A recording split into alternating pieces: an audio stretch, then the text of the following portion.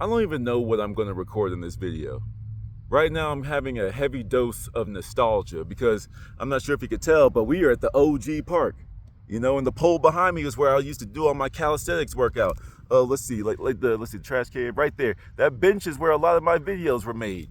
You know, shoot, right, hold on, while we're here, across the street right here, this building, that apartment right there, like 2 buildings behind that one, that's where I used to live. It's wild when you like return to your old stomping grounds, you know? Like, that just shows how much you're moving forward in life, man. You know, this used to be the most awesome living situation for me, and I still upgraded that, you know? I spent so much time at this park, dude. Like, they literally started calling me the legend out here because I was out here every single day. I remember I was having the most fun with this channel during COVID. You know, we can't go nowhere anyway. We're working from home all the time. So I'm gonna just come sit out here. You know, man, like it's like so much of my personality developed on this very field. You know what I'm saying? I used to work out so much over here to the point that like I made friends with people that just that frequented the park. Like there's an old lady walking by right now I used to see all the time. I'm happy she's still here. You know, she actually like she waddled her way out here one time. She says, "I always see you working out. You think I can work out like you?" Oh man, like there's so many good memories out here. Like I'm surprised I don't see my homeless friends. You know, there was JP, Juco, and what was his name? Old Joe. Or broke, I think it was like Old Joe. I think it was Old Poor Joe. Like that was his whole name. There's something poor in there. But Old Poor Joe. There's Korean Mike, bro. Then there was like the two gay kids, but they was the homies. I don't give a shit, bro. Like, yo, there's so many memories out here. Hold up, while we here, memory lane. So let me tell you a story about that bench right there. Not my finger. Hold up. That one of those 2 benches right on over there. Let me tell you. So, even though I had a lot of time out here, I also was like, you know, I had that period of time like during COVID because I refused to get that thing. You know, I got furloughed. You know, because oh well, we don't have a problem with it, but all of our sites require it. No, I got the boot because I refused to get an experimental thing. You know what I'm saying? So I remember one day when I was at wit's end. You know what I'm saying? Like I'm at my last little bit of savings, and like it's either this or I'm going back home. You know, it's like, so like you know I was really stressing. It's the first time I've ever felt financial stress like that ever in my life. You know, and I was laying on that bench. Just like really thinking about like, you know, what's my next move? Like, what can I do? What, you know, and like say, I don't want to burn the bridge, but like, this was like one of the earliest examples of like God looking out for me, you know? I was laying on that bench and just sitting there, just, you know, like just stressing like, okay, what am I going to do? Are they ever going to call me back? I mean, I got applications, but they ain't hit me back fast enough, man. Oh shit, what am I going to do?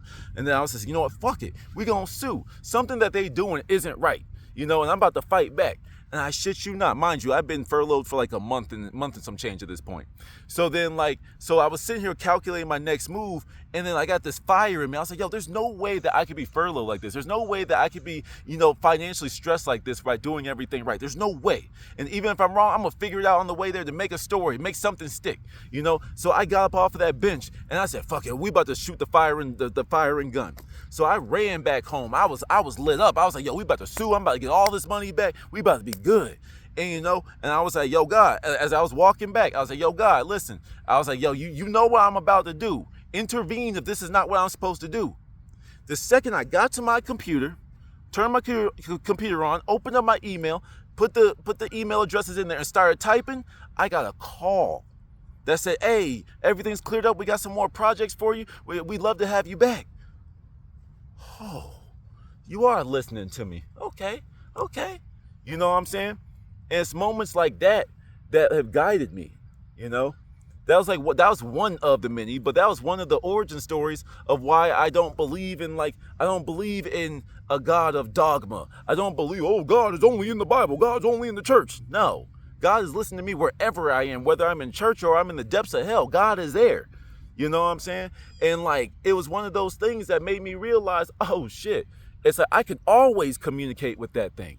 You know, that thing that people are arguing about and debating if it's real or not. Every time I call, it answers in some shape, form, or fashion.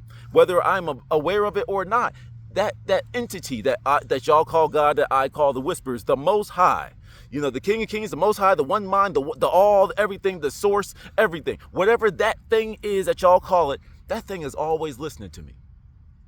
And when I had that moment, there was like, even though I still, well, I was still financially hurting at the time, fam, I was uplifted. It felt so good to know that thing that people debate whether it's real or not, listen to me. I don't care what y'all think. That thing was listening to me. And I felt special because of that. Bro, like, it's like, this shit got me emotional because it's like, I used to go for 2:00 in the morning runs when I was just stressed out about something. Like, I would just get up and run to the other park and run back. When I couldn't sleep at 2:00 in the morning, that's what I would do. I would sit out here all day, even though I worked out all day the last 2-3 days before, and I would still set everything up. But then I would just fall back, get my joint, and just be laid out here on the grass, just chilling. And then the little homeless camp that's somewhere down the street, they'd all come hang out with me and stuff, and we just having a good old time. Speaking of that, bro, how is it that homeless people are the most generous? Isn't that crazy? The ones that we ignore and that we shoot to the side and we label them like the lesser thans, they are the ones that were offering to go get me some soda from the grocery store. Hey, we're about to go get some. Hey, you want something? No, I'm good, bro. Thank you. Keep your money for yourself, man. It's like the two homeless gay kids. It's like they were the ones that had these big ass bags of weed. And I'm like, how did you get all of that? You know what I'm saying? Like, how did you get all of that? But nevertheless, hey, yo, you want something? Well, hell yeah. I don't know where you got it, but I'll take it. You know what I'm saying? And we just out here having a good ass time. No judgment.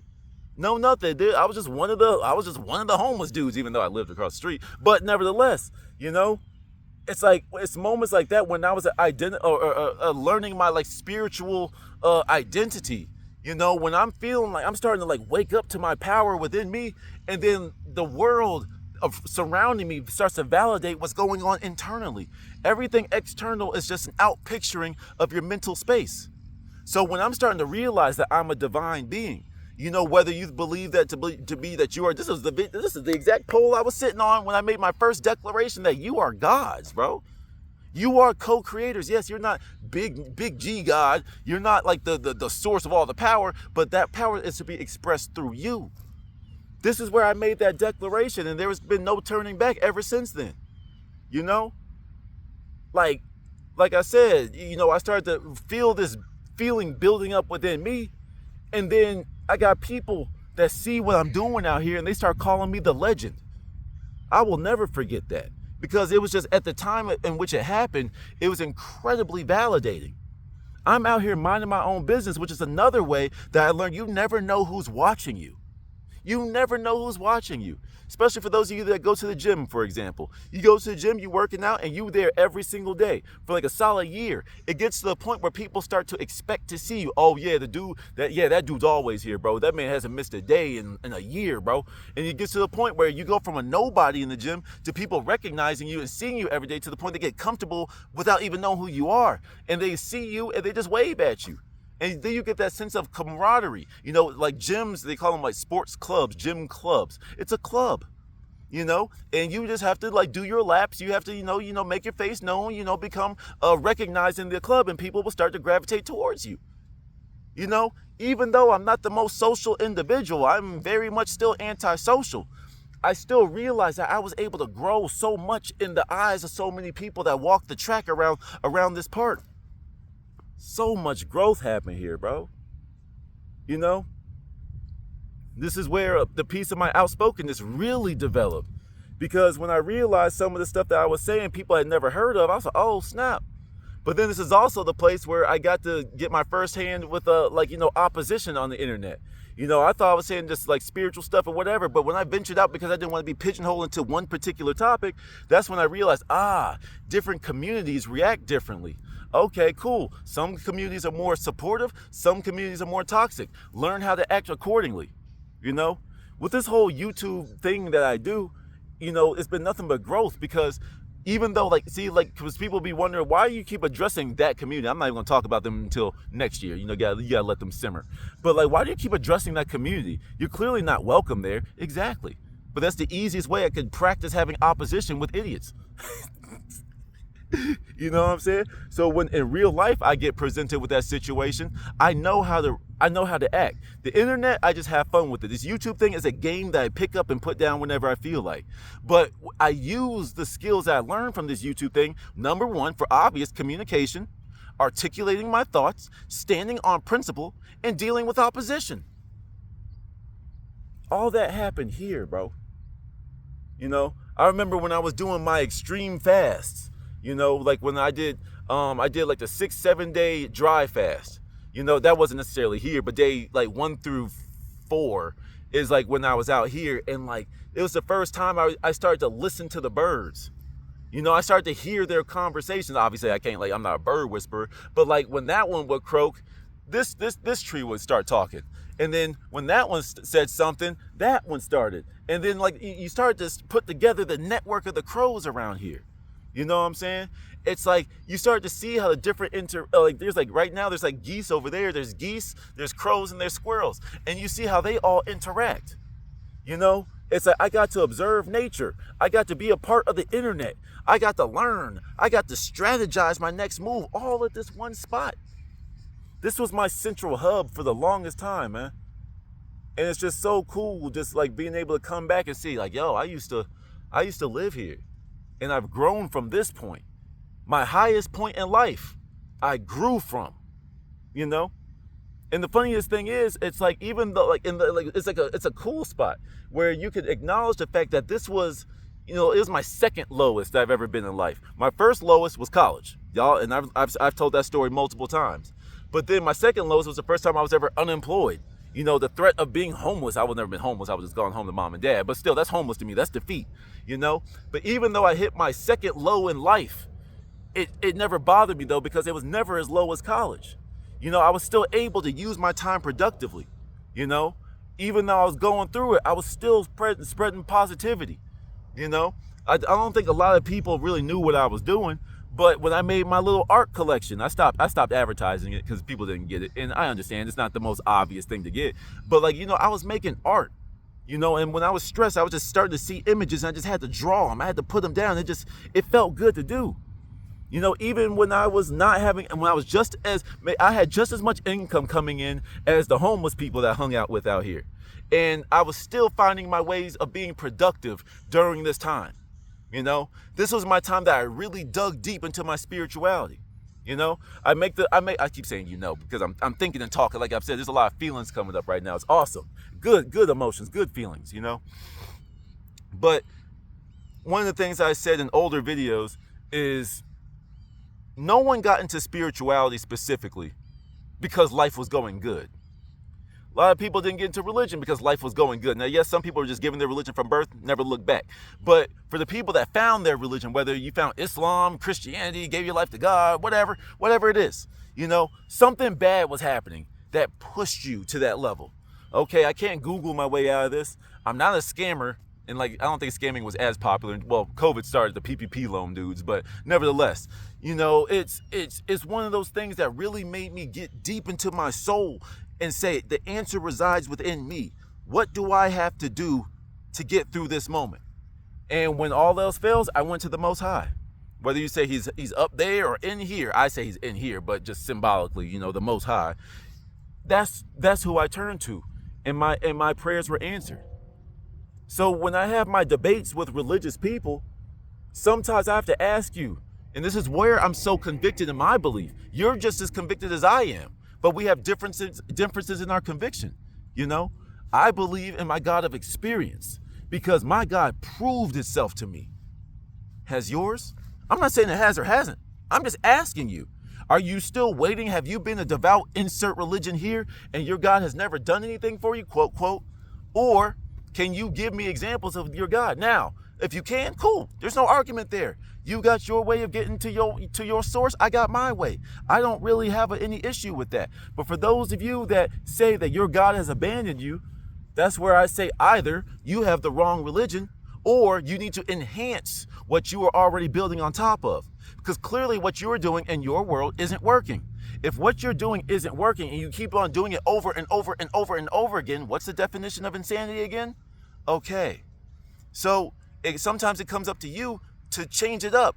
and to apply different principles. Go out there and learn more about your religion. Go out there and learn about other belief systems, and then see what works for you. You know, a lot of people get butthurt when I question the religion, but then I'm like, have you ever seen your Jesus? Okay. I'm not saying he does or doesn't exist. I personally don't believe he was a real person, but if you believe it, fine. But if you're believing in a God, if you're believing in your prophet, if you're believing in this person, you call upon him and nothing happens. Scripture says if you call upon him, you will be rewarded instantly. You're always heard. But when you need him repeatedly over and over and over and your prayers aren't getting answered, I don't know. Me as a scientist, I'm just like, there's something that I must be doing wrong. And everyone's going to find their own individual answers. But because, I've had all this experience, hey, you can't take my God away from me. Because I always end up on top. I always win. Even if I get knocked down in the third round in the boxing ring, that power within me is gonna wake me up like Creed, like in Creed in the movie. Like when he got knocked down, he was done. But then he like woke up and let's hop back up. That's what's gonna happen to me, because I'm always gonna go to that infinite source that we all have access to. You know what I'm saying? Bro, man. This is crazy, dude. This is just awesome, man. Like, it just feels good to be here. I wish this place was significantly closer so I could just come out here more and like get back on that swing, but it's a little inconvenient for me to drive all the way out here, But I just happened to be in the area. I wasn't doing nothing. So I'm pretty much done for the day. So I decided to stop here and just see what's up. And man, boy. Anyway, I said 8,000 things. I don't even know what I'm going to title this video, but hey, I'm done dealing with the little toxic community for a little bit. I'm still going to address some lessons I've learned from my experience messing with them. But right now, we on that upswing, baby. We hit that reset button. Yeah. Till next one.